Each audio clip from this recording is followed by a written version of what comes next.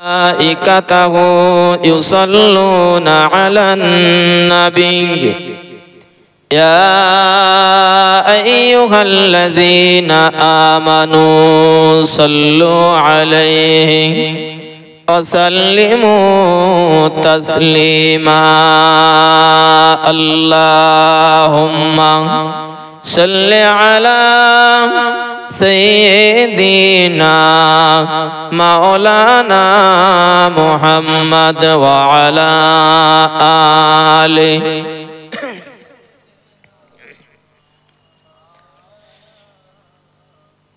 पैगंबरों का रोजा दिखा दे खुदाया दारे मुद्दाद से मिला दे खुदाया शराबे मोहब्बत पिला दे खुदाया पैगंबरों का रोज़ा दिखा दे खुदाया अल्लाहुम्मा सल्ले अला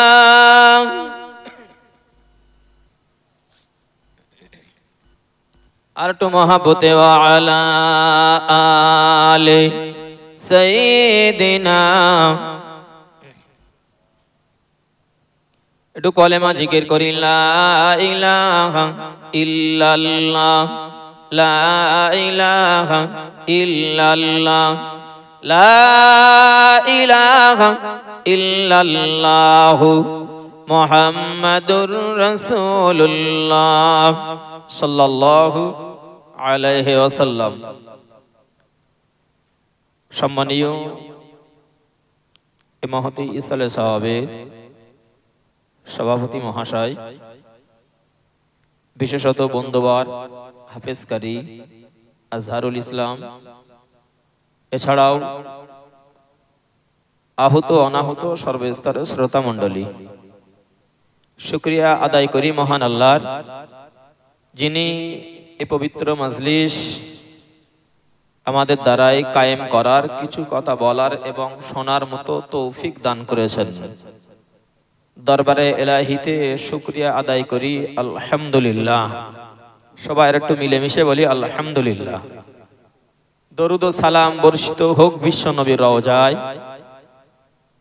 যিনি আমাদের মতো গুনাহগার উম্মাত উম্মাতিদের জন্য মহান আল্লাহর কাছে সুপারিশ করবেন।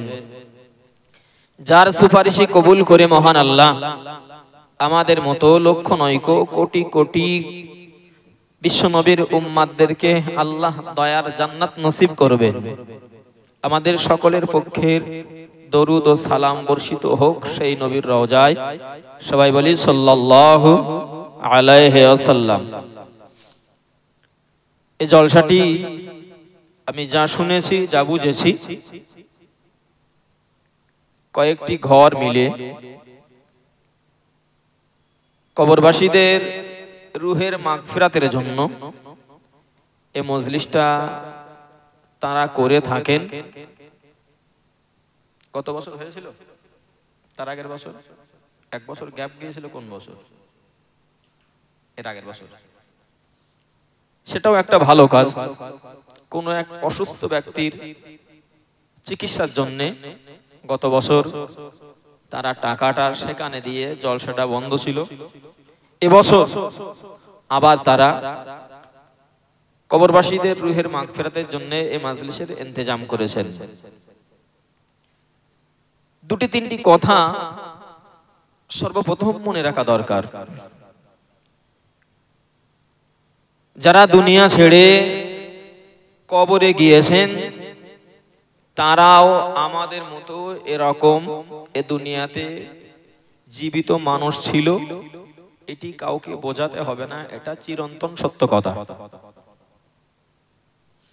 দুই নম্বর হলো, তারা আমাদের থেকে বিদায় নিয়েছেন, তাদের জন্য আমরা যদি কিছু করি তাহলে তাদের কি কোনো লাভ হবে নাকি হবে না?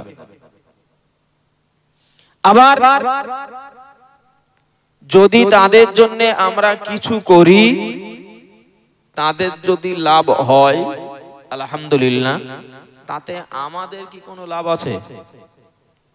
কি বলেছি? কবরবাসী যারা হয়েছেন তাদের জন্য আমরা যদি কিছু করি তাহলে তাদের কি কোনো লাভ আছে নাকি নেই? এক নম্বর। দুই নম্বর, আমরা যারা তাদের জন্য এই কাজগুলো করি আমাদের কি কোনো লাভ আছে নাকি নেই? দুই। তিন নম্বর, সবথেকে বড় একটি কথা, তারাও আমাদের মতো এই পৃথিবীতে জীবিত মানুষ ছিলেন, কবরে গিয়েছেন। তার মানে তাদের দেখে আমরা শিক্ষা নিয়েছি যে আমাদেরও যেতে হবে। তো যাওয়ার আগে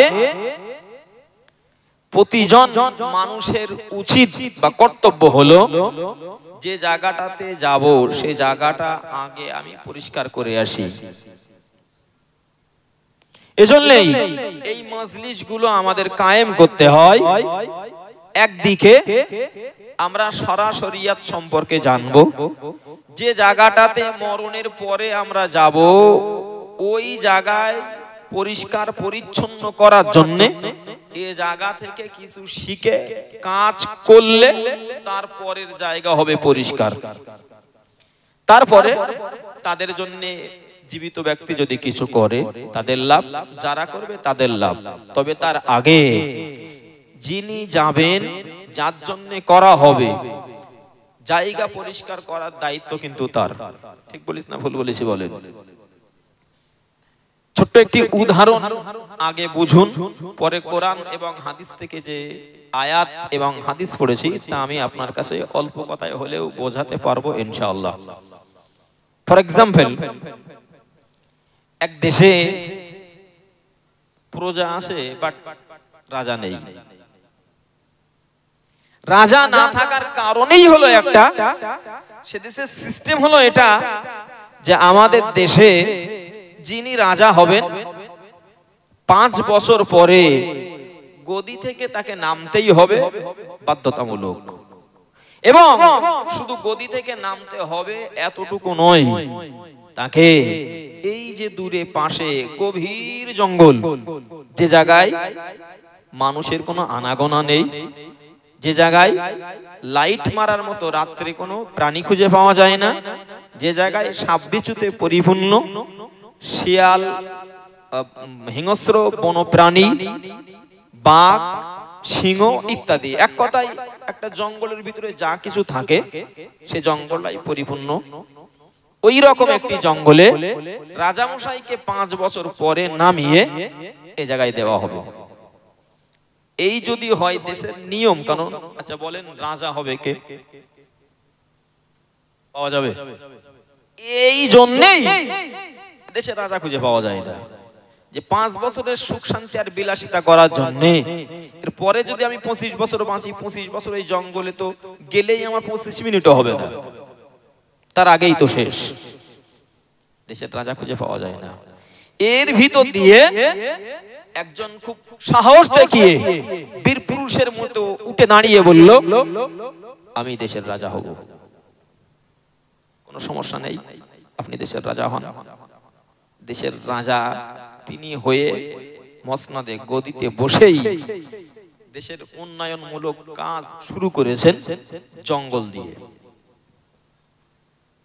জঙ্গলে কি কাজ শুরু? প্রথম দিনেই ঘোষণা করে দিয়েছেন রাজা মশাই যে জঙ্গল কেটে সব সাফ করে দাও। ঠিক আছে না? জঙ্গল যখন কাটা শুরু হলো, কাটতে কাটতে কাটতে কাটতে জঙ্গল কেটে পরিষ্কার।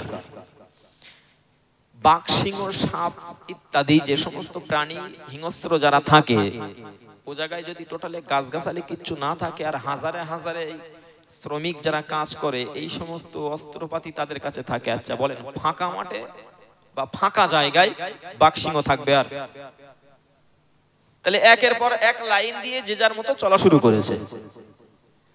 জঙ্গল কেটে ছাপ হয়ে গেল ফাঁকা ময়দান। এই জায়গার হিংস্র প্রাণী সেখান থেকে অন্য কোনো জায়গায় চলে গিয়েছে।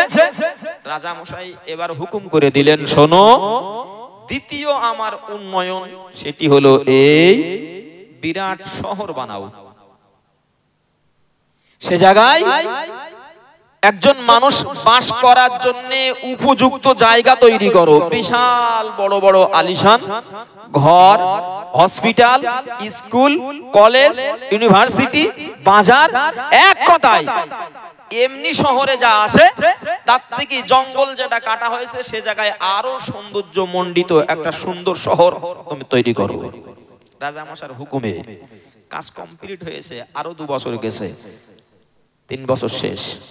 রাজা মশাই বললেন, এই জায়গায় যারা বসবাস করবে তাদের জন্য অফার দেওয়া হলো, সুন্দর সুন্দর ঘর বাড়ি ইত্যাদি সবকিছু রেডি, যাবে আর বসবাস করবে, ছেলেগুলো মেয়েগুলো স্কুলে পড়াবে, ওই জায়গায় পড়ে পাশের কলেজে চাকরি করবে।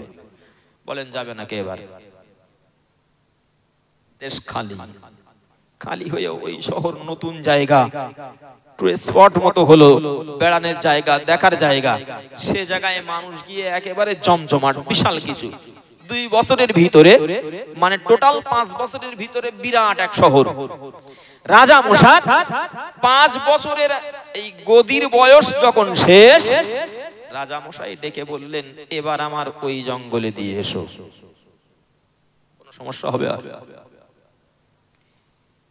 দেখেন, পৃথিবীতে আমরা এসেছি, আমার বাপ দাদা এসেছিলেন, তার আগের মানুষ এসেছিলেন, এইভাবে আব্বা আদম পর্যন্ত এসেছিলেন।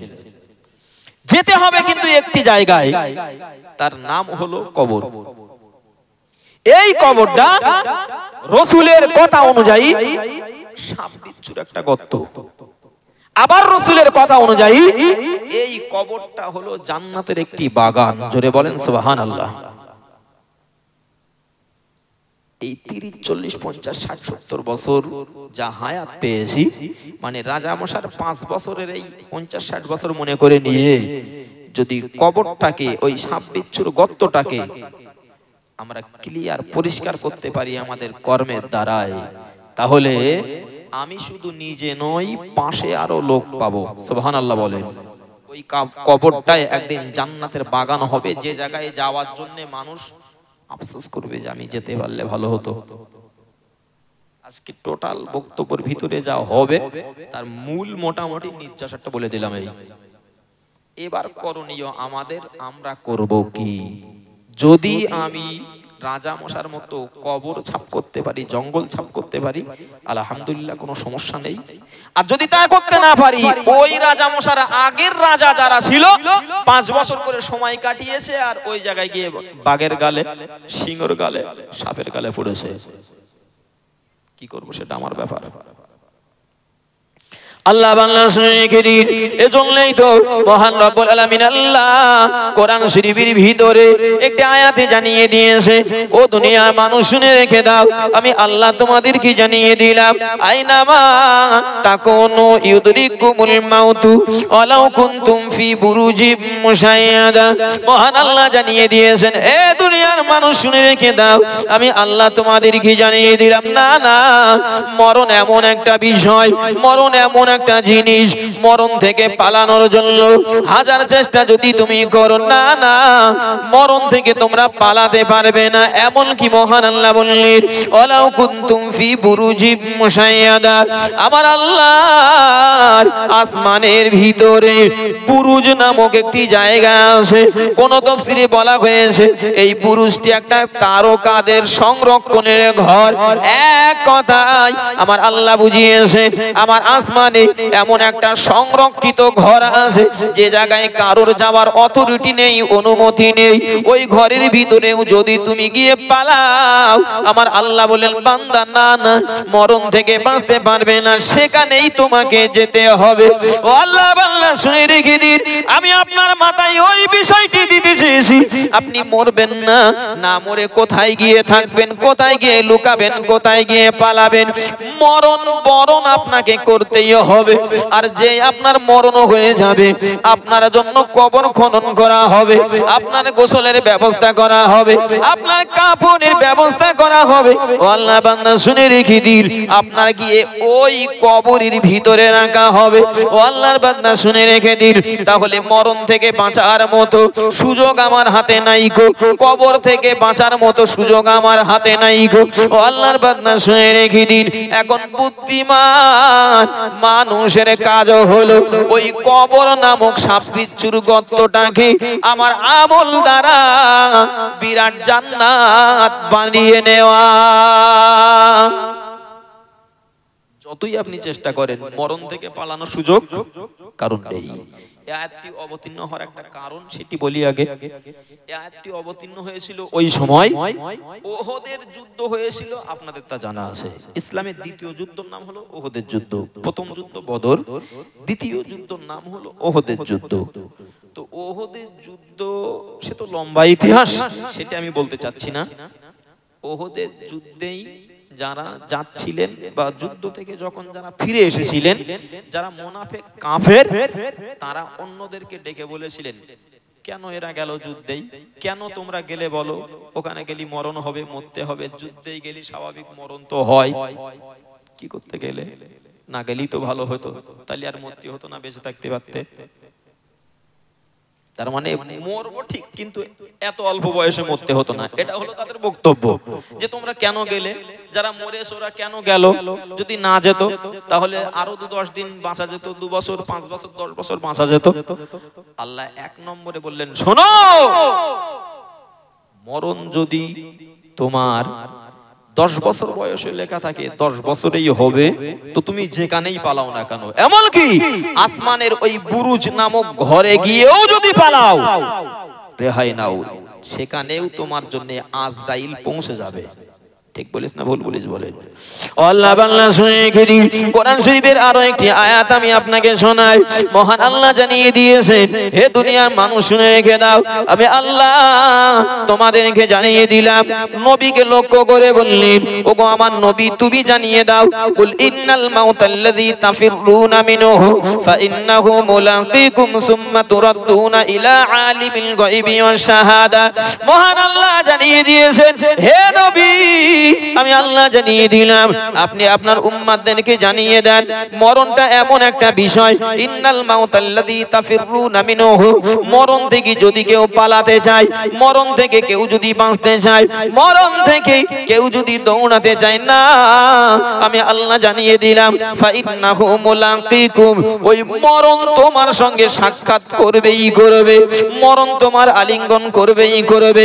সুম্মা তুরাদ্দুনা ইলা আলিমিল গায়বি ওয়াশ শাহাদা, শুধু মরণ হবে তাই নয় গো, আমি আল্লাহ জানিয়ে দিলাম, মরণের পরে অদৃশ্যের খবর রাখনে ওয়ালা, এক কথায় আল্লাহর কাছেই তোমাকে ফিরে যেতে হবে, উপায় নেই, কোথায় পালাবা। শুধু তাই নয় গো, মহান রব্বুল আলামিন আল্লাহ কোরআন শরীফের ভিতরে অন্য একটি আয়াতে জানিয়ে দিয়েছেন, আমার আল্লাহ জানিয়ে দিয়েছেন 5টি বিষয়ের ব্যাপারে। এই 5টি বিষয় আমি আল্লাহ ছাড়া কেউ জানে না। মহান আল্লাহ জানিয়ে দিয়েছেন, ইন্নাল্লাহা ইনদাহু ইলমুস সাআ ওয়া ইউনাজ্জিলুল গায়সা ওয়া ইয়া'লামু মা ফিল আরহাম ওয়া মা তাদরি নাফসুম মাযা তাকসিবু গাদা ওয়া মা তাদরি নাফসুম বিআইয়ি আরদিন তামুত। মহান আল্লাহ জানিয়ে দিয়েছেন, হে দুনিয়া মানুষ শুনে রেখে দাও, আমি আল্লাহ তোমাদেরকে জানিয়ে দিলাম, না না, কয়েকটি বিষয় আমি আল্লাহ ছাড়া কেউ জানে না, তার ভিতরের একটি বিষয় আজকের বিষয়ের সঙ্গে সম্পৃক্ত। মহান আল্লাহ জানিয়ে দিয়েছেন, মা তাদরি নাফসুম বিআইয়ি আরদিন তামুত। মহান আল্লাহ বললেন, কোথায় কখন মরণ হবে কার, আমি আল্লাহ ছাড়া দ্বিতীয় কেউ জানে না, আমি আল্লাহই সেটাই ভালো জানি। জোরে বলেন সুবহানাল্লাহ। দেখেন আল্লাহ বললেন মৃত্যু হবে, এটা আমরা সবাই মেনে নিলাম, নির্দিষ্ট টাইমে মৃত্যু হবে এটাও সবাই মেনে নিয়েছি। কোথায় মৃত্যু হবে এটি যদি আমাদের জানা থাকতো, তাহলে আপনি বলেন, মনে করেন একজন মানুষ, তার মৃত্যু গাছের উপরে, তিনি কি আর গাছে উঠতে চাইতেন? কারোর মৃত্যু লেখা আছে হায়দ্রাবাদে, কারোর কলকাতায়, কারোর বোম্বে ইত্যাদি। এরকম তো হয়, আমরা দেখেছি। কাজে গিয়েছে ছেলে, বাড়ি আর ফিরতে পারলো না, সে জায়গায় তার মৃত্যু হয়েছে। আল্লাহ বললেন শোনো, মৃত্যু হবে, এটা যেমন ঠিক, কবে হবে তোমরা জানো না, এটাও ঠিক, কোথায় হবে এটাও তোমরা জানো না, আমি আল্লাহ জানি, এটাও ঠিক। জোরে বলেন সুবহানাল্লাহ। আল্লাহ বাংলা শুনে রেখে দিন, ওমা তাদরি নাফসুম বিআইয়ার দিন তামুত। মহান আল্লাহ জানিয়ে দিয়েছেন, না না, আমি আল্লাহ জানিয়ে দিলাম কোথায় মৃত্যু হবে তোমরা কেউ জানো না, আমি আল্লাহ জানিয়ে দিলাম। ও আল্লাহর বান্দা শুনে রেখে দিন, ছোট্ট একটা ইসরাইলের আয়াত, হাদিস কোরআন লইখো, ইসরাইলের আয়াত। ইসরাইলের আয়াত মানে বনি ইসরাইল থেকে যেগুলো বর্ণিত হয়েছে, যেগুলো মিথ্যা বলা যায় না গো। নবী আমার ইসরাইলের আয়াত মানুষের কাছে বর্ণনা করতে বলেছেন। আল্লাহ বাদনা শুনে রেখে দিন, আমার আল্লাহর নবী সুলাইমান আলাইহিস সালাম তামাম পৃথিবীতে রাজত্ব করতেন। একটু জোরে বলেন না সুবহানাল্লাহ, আর একটু মিলে মিশে বলা যাবে না সুবহানাল্লাহ। নবী সুলাইমান আলাইহিস সালাম তামাম পৃথিবীতে তিনি রাজত্ব করতেন। না না, সে যুগে তো গাড়ি ঘোড়া ছিল না, সে যুগে চলার জন্য যানবাহন ছিল না, সে যুগে এরোপ্লেনের ব্যবস্থা ছিল না। না না, এরপরেও নবী সুলাইমান আলাইহিস সালাম তামাম পৃথিবীতে একাই রাজত্ব করেছেন। আমার আল্লাহ সুবিধা করার জন্য, তামাম পৃথিবী ভ্রমণ করার জন্য মহান রব্বুল আলামিন আল্লাহ নবী সুলাইমান আলাইহিস সালামের গাড়ি বানিয়ে দিয়েছিলেন, যানবাহন বানিয়ে দিয়েছিলেন। ওইটাকে আমার আল্লাহ কোরআন শরীফের ভিতরে অন্য জায়গায় জানিয়ে দিয়েছেন, অলি সুলাইমান আর-রিহা গুদুহা শাহরু ওয়া রাহুহা শাহর। মহান আল্লাহ জানিয়ে দিয়েছেন, আমি আল্লাহ নবী সুলাইমানকে যানবাহন হিসাবে আমার হাওয়াকে নিযুক্ত করে দিলাম। আর একটু মন খুলে বলেন না সুবহানাল্লাহ। এই হাওয়ার গতিবেগ কত জানো? এই হাওয়ার গতিবেগ দুনিয়ার মানুষ শুনে রেখে দাও। না না, তোমাদের গাড়ি যেমন চলে 1 ঘন্টায় 10 কিলোমিটার, 20 কিলোমিটার, 30 কিলোমিটার, 60 কিলোমিটার। না না, আমি আল্লাহ জানিয়ে দিলাম গুদুহা শাহরু ওয়া রাহুহা শাহর।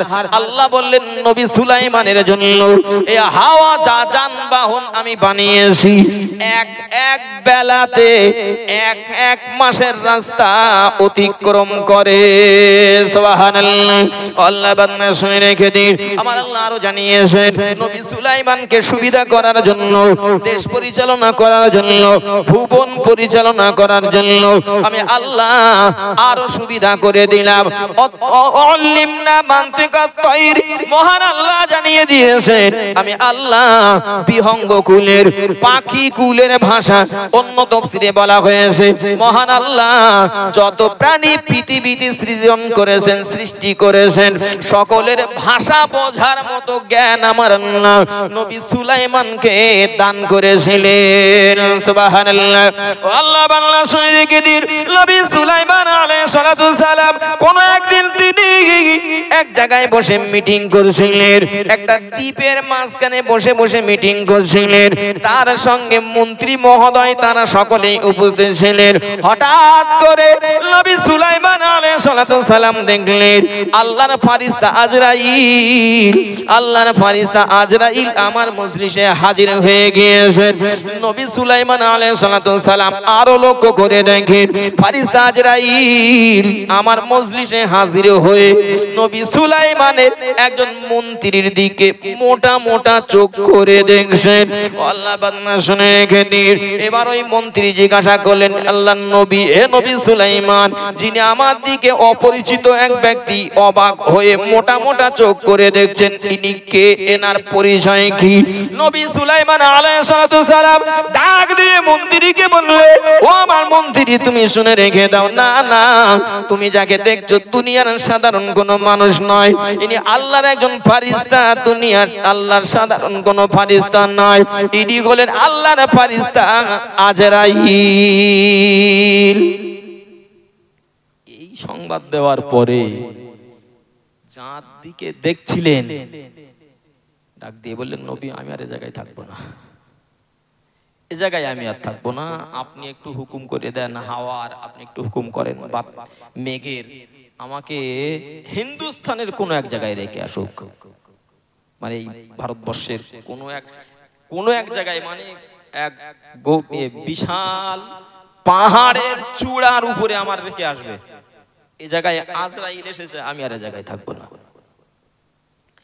আল্লাহ বান্দা শুনে রেখে দিন, নবী সুলাইমান আলাইহিস সালাম নিজের মন্ত্রীর আবদার পূরণ করতে যেয়ে সঙ্গে সঙ্গে সঙ্গে সঙ্গে ডাক দিয়েছেন মেঘমালাকে, ডাক দিয়েছেন বাতাসকে, যাও যাও চলে যাও আমার মন্ত্রীকে নিয়ে এই মুহূর্তে হিন্দুস্তানে ওই পাহাড়ের উপরে রেখে এসো।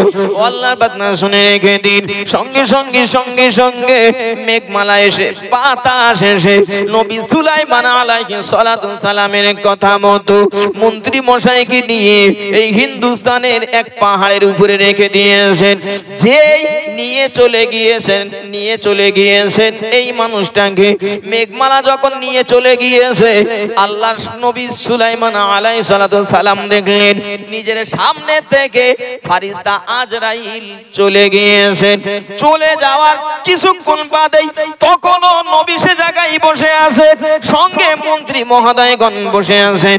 আল্লাহর বান্দা শুনে রেখে দেন, কিছুক্ষণ বাদে আল্লাহর ফারিস্তা আজরাইল আবার এসে নবী সুলাইমান আলাইহিস সালামের কাছে হাজির হয়ে গিয়েছেন।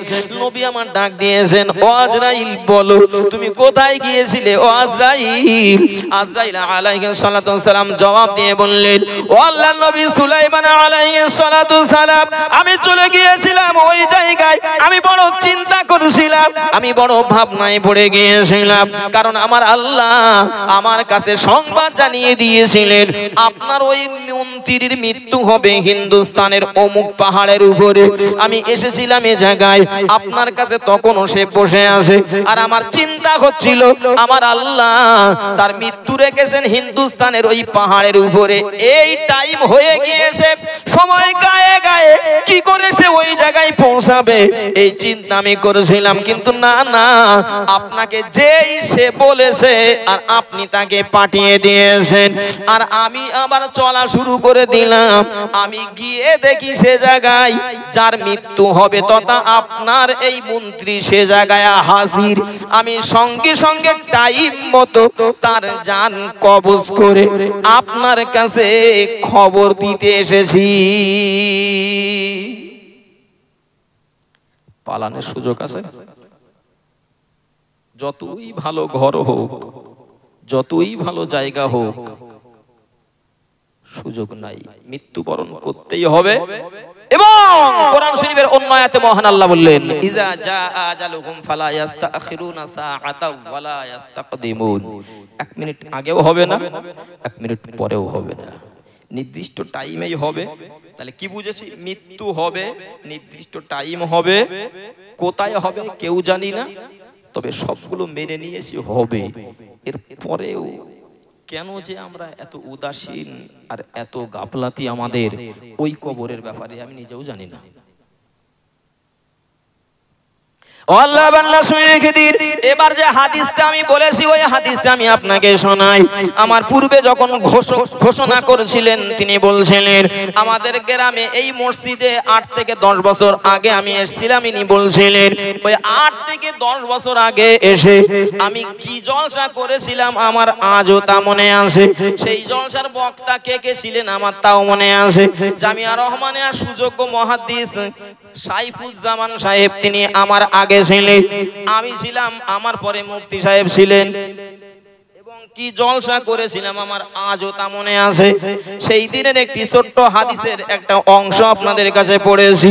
আমি হাদিস শরীফ থেকে আপনার কাছে বলেছি, মহান আল্লাহর নবী জানিয়ে দিয়েছেন, ইউহিব্বুনাল কুসুরা ওয়া ইয়ানসাউনাল মাকবারা।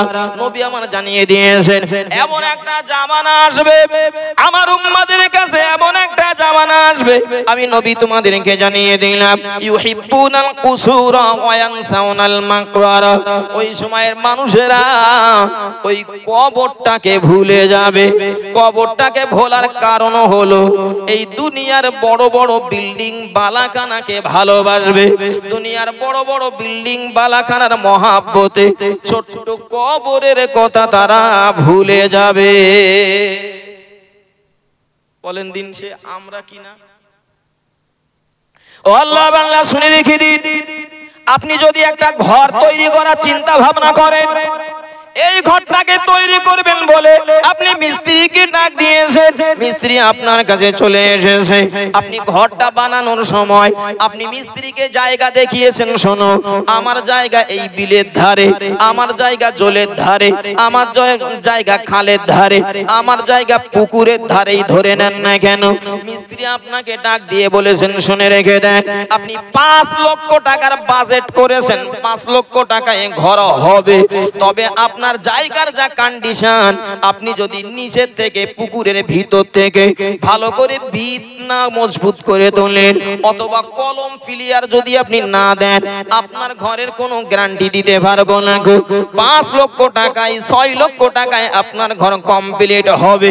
আমি তখন হাই হুতাশ করে বলতে লাগলাম, 6 লক্ষ টাকা দিয়ে ঘর করব, আর তাতে কোনো গ্যারান্টি থাকবে না, যখন তখন পড়ে মাটির সঙ্গে মিশে যেতে পারে, পুকুরের ভিতরে পড়ে যেতে পারে। না না, এটি তো হতে পারে না, মানতে পারি না গো, আমার কি করতে হবে বলো। মিস্ত্রি আমাকে ডাক দিয়ে বললেন, শোনো আরো 3 লক্ষ টাকা এর পিছনে ব্যয় করতে হবে, পুকুরের পানি পরিষ্কার করতে হবে, কাদা কেটে সরাতে হবে, সেখান থেকে কলম পিলিয়ার ভালো করে তুলে এর পরে তার উপরে ঘর দাঁড় করাতে হবে। প্রয়োজনে আরো 3 লক্ষ টাকা যদি বেশি যায় সমস্যা নাই গো, তবে ঘরটা দীর্ঘ আই লংজিভিটিও হবে। আপনি ডাক দিয়ে বললেন, আমার কাছে তো এত টাকা নাই। প্রয়োজনে পাশের মানুষ আপনাকে যুক্তি দিয়ে বলবে, আপনি 3 লক্ষ টাকা হয় ঋণ করুন, কর্জ করুন, আর নাইলে একবারে যদি তুলতে না পারেন দ্বিতীয় বছর তৃতীয় বছরে ঘর কমপ্লিট করেন, তবে ভিত থেকে মজবুত করে কাজ করেন। ভুল বলেছি বলেন? ও আল্লাহর বান্দা শুনে রেখে দিন, দুনিয়ার একটা ঘর, যে ঘরটায় 30-40 বছর হয়তো আমরা বেশি বেশি থাকতে পারবো, 50 বছর হয়তো বেশি বেশি থাকতে পারবো, তাও আমি গ্যারান্টি দেই কি করে না, হয়তো ঘর কমপ্লিট হবে, যেদিন ঘরে উঠবো তার আগের দিনে আমার মরণও হতে পারে। এরকম নজির আছে না নাই? আল্লাহ বান্দা শুনে রেখে দিন, তাহলে যে ঘরটাই আমি বাস করতে পারবো কিনা এখনো নিশ্চয়তা আমার কাছে নাই, নিশ্চিত আমি হতে পারলাম না। ওই ঘরটার ব্যাপারে এত ঝুঁকি নিয়েছি, এত খরচ করেছি, ঋণের বোঝা মাথায় নিয়েছি, শুধু দাবি আমার একটা, শুধু আমার দাবি একটা, ঘরটা যেন ভালো হয়, ঘরটা যেন ভেঙে চুরে পড়ে না যায়। আল্লাহর বান্দা শুনে রেখে দিন, এখান থেকে চলে যেতে হবে, জায়গা আমার একটা শুধুমাত্র কবর। আল্লাহর কাছে যাওয়ার মাধ্যম মরণ, আর তারপরেই আমার মাধ্যম হলো কবর। ওই কবরটা আমাকে তাহলে কেমন ভাবে বানাতে হবে, রাসূল আমার এজন্য জানিয়ে দিয়েছেন, ইউহিব্বুনাল কুসুরা ওয়া ইয়ানসাউনাল মাকবারা। নবী আমার ডাক দিয়ে বললেন, তারা এই দুনিয়ার বিল্ডিং বালাখানা, এই দুনিয়ার ঘর বাড়িগুলো মহব্বত করবে, আর দুনিয়ার ভালোবাসার কারণে, মহব্বতের কারণে ছোট্ট কবরের কথা তারা ভুলে যাবে। যেন মনে হয় মাঝে মাঝে যে নবী এ হাদিস বলেছিলেন আমাদের এ সমাজের কথা খেয়াল করে। আল্লাহ বাংলা শুনে রেখে দিন, শুধু তাই নয় গো, সময় আমি কতটা পাবো জানি না, তবে আমি যতটুকু জানি আমার সময় বেশি হবে না। আরো দুটো একটি কথা আমি আপনার কাছে রেখে দেই, আল্লাহর বান্দা শুনে রেখে দিন, মরণ হবে এটা আমরা নিশ্চিত করে নিয়েছি, কোথায় হবে তা আমরা কেউ জানি না, কবে হবে তা আমরা কেউ জানি না, তবে এতটুকু জানি মরণের পরে আমার জন্য অপেক্ষা করেছে কবর। আল্লাহর বান্দা শুনে রেখে দিন, বিশ্বনবী মুহাম্মদুর রাসূলুল্লাহ সাল্লাল্লাহু আলাইহি ওয়াসাল্লাম একদিন তিনি বসেছিলেন, নবীর কাছে একদল মানুষ চলে আসে। আমার আল্লাহ নবীকে ডাক দিয়ে বললেন, ওগো আমার নবী, আমি আল্লাহ জানিয়ে দিলাম, ওয়াসআলুনাকা আনির রূহ, তারা এসে আপনার কাছে প্রশ্ন করবে, যারা আসছে তারা এসে আপনার কাছে প্রশ্ন করবে রূহ সম্পর্কে। আপনি তাদেরকে বলে দেবেন, কুলির রূহু মিন আমরি রব্বি, রূহ হলো সেটি শুধুমাত্র আমার রবের হুকুম। একটু জোরে বলেন না সুবহানাল্লাহ। আপনি যখন মারা যাবেন আপনার শরীর থেকে কিচ্ছু কম হয়ে যাবে না। আপনার এখন দুটো হাত আছে, মরণের পরেও দুটো হাত। আপনার এখন দুটো পা আছে, মরণের পরে তখনও দুটো পা আপনার ঠিক থাকবে। হাতে 5টা আঙ্গুল, 4 হাত পায়ে মিলে 20টা আঙ্গুল। এক কথায় মরণের পরে কিছু কমবে না। শুধুমাত্র আমার আল্লাহ একটা হুকুম সেখান থেকে উঠিয়ে নেবে। হুকুম উঠিয়ে নিলেই আপনার শরীর এবার বেকার হয়ে যাবে। আপনি ছিলেন জীবিত একজন মানুষ, এবার নাম হয়ে যাবে আপনার মাইয়াত। না ভুল বলেছে বলেন? ও আল্লাহর বান্দা শুনে রেখে দিন। আপনি প্রশ্ন করতে পারেন একটা হুকুমে একজন মানুষের শরীর কি করে অকেজো হয়ে যায়? আমি আপনাকে বলতে পারি, আমাদের দেশে আগে যে টাকাগুলো ছিল সেই টাকা কি এখন আছে না পরিবর্তন হয়েছে? পরিবর্তন হয়েছে। আল্লাহর বান্দা শুনে রেখে দিন, আগে 500 টাকার লোটে 5 দিয়ে 2টো শূন্য ছিল। এখন অচল করতে কি একটা শূন্য ওটাতে হয়েছে? 500 টাকা লিখতে আগে তাতে 5 দিয়ে 2টো শূন্য 500। তো অচল করতে কি তার থেকে একটা শূন্য উঠে 5 দিয়ে একটা শূন্য রাখতে হয়েছে না সেই সব আছে? আছে না? যা ছিল তাই আছে, শুধু একবার ঘোষণা হয়ে গিয়েছে আজ থেকে, এই রাত্রির থেকে নোট আর চলবে না। আর কিছু হয়েছে? শুধু হুকুম হয়েছে একটা, শুধু একটা হুকুম যে আজ থেকে নোট সব বাতিল। এইবার বলেন ওই টাকা নিয়ে আপনি যদি চার দোকানেও যান নেবে? বাকি রেখে পরে শোধ করিস তো টাকা নে যা। তাতে টাকার 0 আউট হয়নি, 5 আউট হয়নি, ও টাকার কিছু কম হয়নি, কেটে অর্ধেক বাদ দিতেও হয়নি। টাকা যা ছিল তাই, শুধু হুকুম তুলে নেওয়া হয়েছে মেয়াদ অনুযায়ী। আজ থেকে টাকা চলবে না, কাজ শেষ। আল্লাহ ডাক দিয়ে বলবেন, শোনো আমার হুকুম তোমার শরীরের জন্য আছে, তোমার জন্য আছে। আমি আল্লাহ ডাক দিয়ে বলবো চলে আয়, তোমার শরীর আজ থেকে সবকিছু ঠিকঠাক। তবে মাইয়াত এবার তুমি অন্যদের কাছে কিছু সময়ের জন্য আদর স্নেহ ভালোবাসার পাত্র হলেও ধরে কেউ রাখতে পারবে না। সবাই তাড়াতাড়ি করবে, 5 কাট, গোসল দে, কাপন টাপনের ব্যবস্থা কর, যত তাড়াতাড়ি হয় কবরের ভিতরে রেখে আয়। তারা তো তাদের দায়িত্ব পালন করলো, আর আমার হবে কি? বক্তব্য আমার ওই জায়গায়, যেদিকে যাই ঘুরে ঘুরে বক্তব্য আমার ওই যে হুকুম আমার থেকে উঠে গেল, আমি হয়ে গেলাম অচল। 4 দোকানেও আমাকে চলবে না, ঘরেও কেউ রাখতে পারবে না, সব অচল। সবাই তো ব্যবস্থা করে দিয়ে আসবে কবরে, আমার উপায় হবে কি? আল্লাহ বাংলা শুনে রেখে দিন। অলরেডি আমার সময় হয়ে গিয়েছে, তবু আমি একটি কথা আপনাদেরকে শুনিয়ে যাই। বিশ্বনবী মুহাম্মদুর রাসূলুল্লাহ সাল্লাল্লাহু আলাইহি ওয়াসাল্লাম হাদিস শরীফের ভিতরে জানিয়ে দিয়েছেন, একজন সাহাবী বর্ণনা করলেন, সম্ভবত সাহাবীটির নাম বারা ইবনে আজিব রাদিয়াল্লাহু আনহু। তিনি বললেন, আমরা নবীর সঙ্গে খরাজনা মা'আন নবী সাল্লাল্লাহু আলাইহি ওয়াসাল্লাম, বিশ্বনবী মুহাম্মদুর রাসূলুল্লাহ সাল্লাল্লাহু আলাইহি ওয়াসাল্লাম সঙ্গে আমরা একদিন বার হয়েছিলাম একটা মানুষের কবরের কাছে যেতে। এক কথায় একজন মানুষের মাইয়াত হয়েছিল, সে জায়গায় আমরা গিয়েছিলাম। আমরা গিয়ে দেখি তখনও কবর খোঁড়ার কাজ সম্পন্ন হয়নি। সাহাবী বললেন, আল্লাহর নবী গিয়ে ওই কবরের কাছে গিয়ে বসে পড়লেন। নবীর হাতে একটা কাঠ, একটা কাঠি মতো ছিল। নবী যেই বসে পড়েছেন, নবীর কাছে আমরা চতুর্দিকে সবাই বসে পড়েছি, যেন একটা জায়গায় সবাই মিলে মিটিং করা মতো গোল হয়ে বসে পড়েছি। সাহাবী আমার বর্ণনা করলেন, আল্লাহর নবী বসে এবার দাগ দেওয়া শুরু করলেন। দাগ কাটতে কাটতে, দাগ কাটতে কাটতে সাহাবী বললেন, একবার নয়, 2 বার নয়, সম্ভবত 3 বার বলেছেন। সাহাবী বললেন, 2 বার অথবা 3 বার নবী বলেছেন। ও সাহাবীরা শুনে রেখে দাও, আমি নবী তোমাদেরকে জানিয়ে দিলাম, কবরের আযাব থেকে তোমরা বাঁচো, কবর থেকে তোমরা ভয় করো। কবর এমন একটা নিষ্ঠুর তোমরা জানো না। আল্লাহর বান্দা শুনে রেখে দিন, লম্বা হাদিস বিবরণ দেওয়া হয়েছে।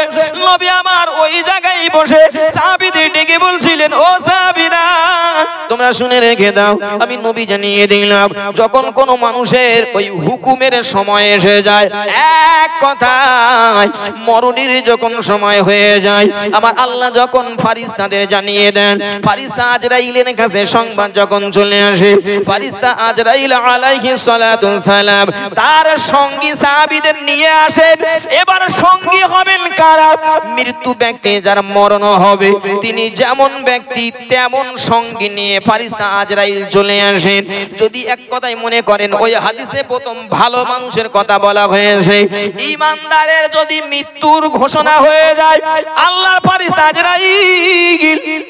ফারিস্তা আজরাইল অন্য ফারিস্তাদেরকে নিয়ে, ভালো ফারিস্তাদেরকে নিয়ে মৃত্যু ব্যক্তির কাছে চলে আসেন, তাদেরকে দূরে দাঁড় করিয়ে দিয়ে তিনি এসে ওই মৃত্যু ব্যক্তির মাথার কাছে এসে বসে যান। মাথার কাছে এসে বসে গিয়ে এবার তিনি ডাক দিতে থাকেন, ফারিস্তা আজরাইল ডাক দিয়ে থাকেন, ইয়া আইয়াতুহান নাফসুল মুতমাইন।